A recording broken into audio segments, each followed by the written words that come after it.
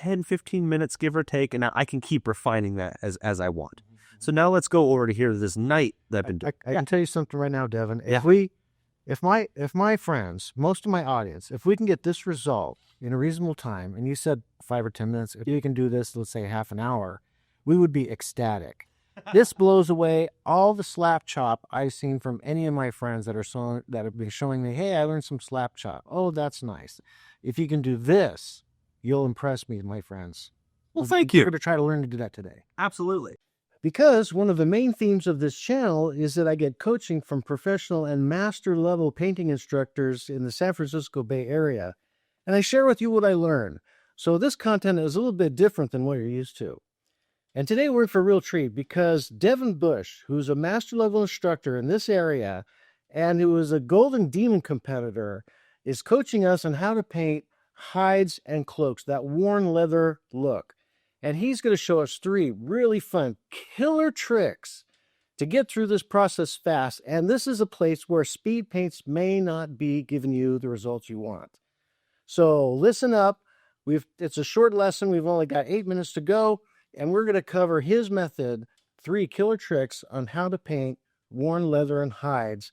And we're going to try to do it on this model. It's the next one in the set from Mythic Battles Ragnarok.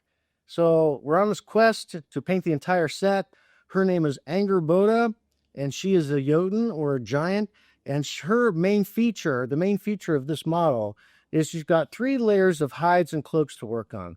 And speed paints, I would really stump with speed paints on this project. So I got help from the professional, and let's now listen in on the story of how Devin Bush helped coach me to get a good result on hides and cloaks. Enjoy. Cyberhead Studio. Yes, I have a brand now. The chatbot made me do it. Okay, grab a brown and grab a model that has a cloak, and let's do a quick base coat. Let's practice what Devin has to teach us. A really achievable goal, and I see it in front of me, and I think let's just try to duplicate that movie. Wonderful. We can just do that. And the end goal with this is you're going to have some hide. Yeah. You're going to have some of that leather. So let's go ahead and let's just practice. Mm-hmm. Do you have a ratty dry brush or ratty makeup brush? Yes. Here. If not, I've got a huge selection. Oh, that's perfect. I've got a huge selection of them. I'm going to also use a very similar one. Right. It's the rattier, the better, because all of those extra little textures and the things that are waving all over the place, it gets a little rack. It's going to aid you in this. I want to put Devin's coaching to work, so I grabbed some desaturated cool green and a warm skin tone, both low in value, and I want to add some variety and interest to the cloak. Now, you don't want to overmix a warm color and a cool color because they'll go gray. But if I'm careful, I'll be able to stipple both of these quickly using the ratty brush and give some real interest to this worn old cloak. What I'm going to do is, remember how when we were loading our other brush, we're being very calm and collected? Nope, we're going to stab. Okay. And we're going to stab this, and we're going to really, really load this up. But we don't want to paint with this wetness, right? Already, you're unloading a little bit. Yeah. And we just want it to be... It's out of force of habit. Yep. No, and you're absolutely right. That's perfect. You've got the foundation down. I might come back a couple different times and just to kind of see. What we want is good application of that paint without having to really push into it. Okay. Moderate amount of pressure. And this is what we're going to do. All we're going to do is we're going to keep nice and light, and we're just going to stab everywhere. Now, the key to this, in my opinion... While I leave you wondering about Devin's key, I'm going to go ahead and continue stippling more with a neutral beige light tan color because that helps me control the lighting. The more stippling, the more light. Just want to take a quick shout out for our friends at KublaCon Game Convention. KublaCon is the greatest game convention in all of Northern California, hosting incredible events for role players, board gamers, and miniature gamers of all stripes. They feature tons of painting events and classes where you too can learn from masters like Devin Bush. There's also tons of pop-up events, prizes and surprises, and a huge 40K tournament. Check out KublaCon in Burlingame, California, end of May. Links in the description. And that's right, you can get coached by Devin Bush, the master artist who's coaching me right now at KublaCon, so get on it. You can also find Devin at Adepticon in Chicago and Nova Open on the East Coast. And now back to Devin as he explains the second key tip in our tutorial. Twist the brush like this. Oh, so it's not so repetitive. It's not so repetitive or symmetrical. Okay? Gotcha. Oh, that's a great tip. Yeah. Rotate the brush, another good tip. Yep.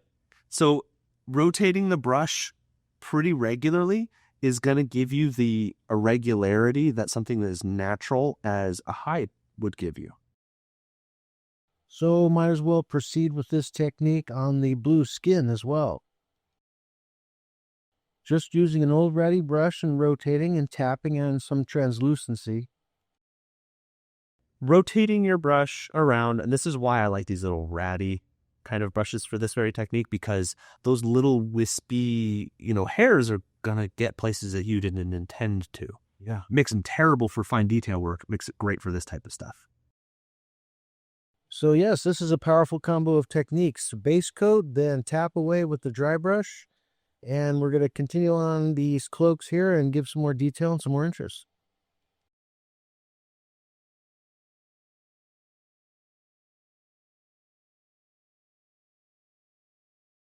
So you don't always have to wash with the wash. You can use it to tap away like we've been doing, do some stippling, and that gives you the power of translucency.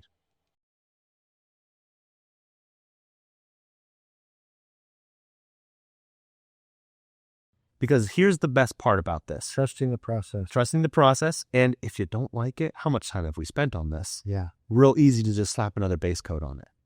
There we go. There we go. You notice how you're seeing that instant result? Yeah, but I'm not just splotching, good base coating. I'm really just adding more dots. Exactly. More and more dots. And now, this is another thing. Now I've got a pretty good distinction between the more dots area and the less dots area. That exactly. Boom. Yeah. The other thing that people don't often do is take a step back and look at it. Yeah. Okay. You see where we're kind of going, right?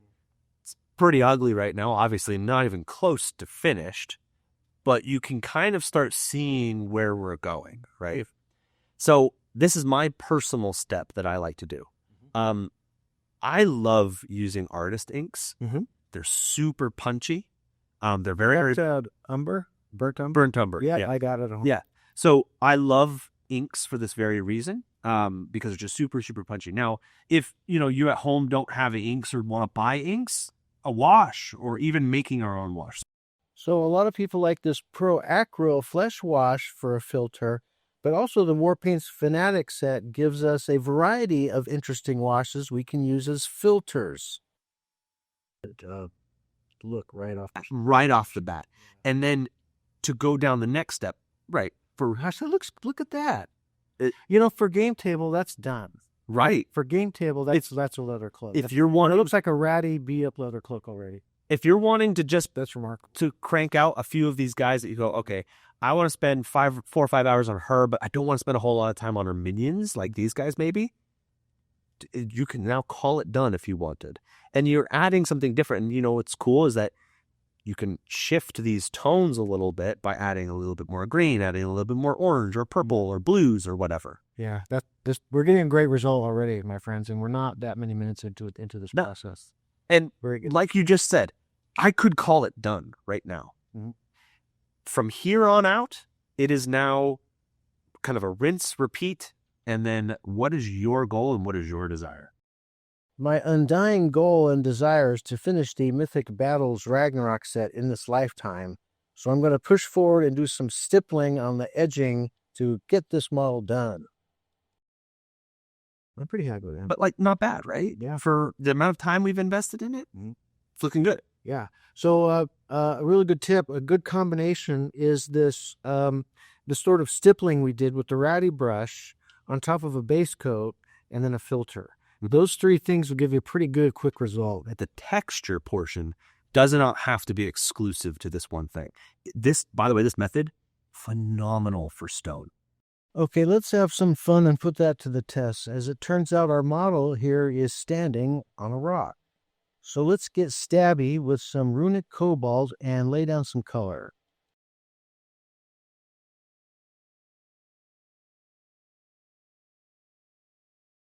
Let's add a little desaturated green. I'll go for necrotic flesh and repeat the same thing.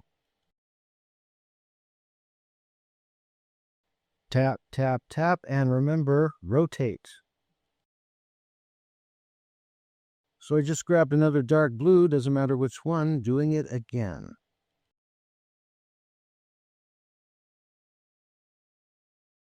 Now hitting it with a lighter color, an off-white, and just doing it again. Have fun. So after you've had fun with that, now we hit it with a wash. And this could be a thin speed paint as long as you don't obliterate your nice work.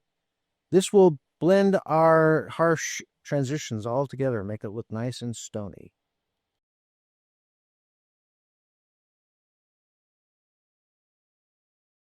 And sure enough, it looks like our model here is standing on some cold, stony rocks. Can't go wrong, that was really fast. And in a nutshell, it's the same process as the capes and cloaks and ratty hides that our model was wearing. Thanks for watching, and if you'd like to see more coaching sessions with professional and master artists, then you know what to do. And that is to, of course, like and subscribe. Thanks so much.